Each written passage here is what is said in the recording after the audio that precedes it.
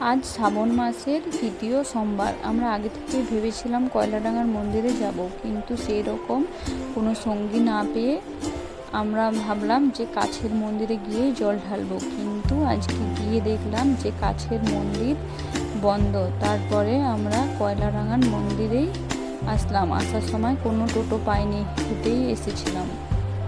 কিন্তু যেমন ভেবেছিলাম যে মন ভরে পুজো দেব, এখানে এসে মন্দিরে পুরো মন ভরে গেল।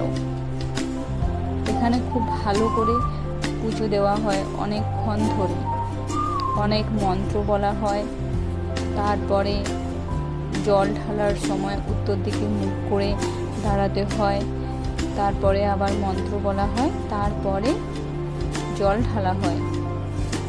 আর এখানের শিব ঠাকুরটা খুব সুন্দর, পদ্ম ফুলের উপরে আছে। আর মন্দিরের জায়গাটাও অনেকটা বড়, তাই অনেকজন গেলেও সেখানে কোনো ভিড় হয় না, খুব সহজেই জল ঢালা যায়। এটা হচ্ছে কয়লাডাঙ্গার শিব। আর আমরা তারপরে ছবি তুললাম, অনেকগুলো ছবি তুলেছি, এখানে দুটো ছবি দিয়েছি। তারপরে এখানে আরো গাছের নিচে ঠাকুর আছে, এখানেও আমরা জল ঢাললাম।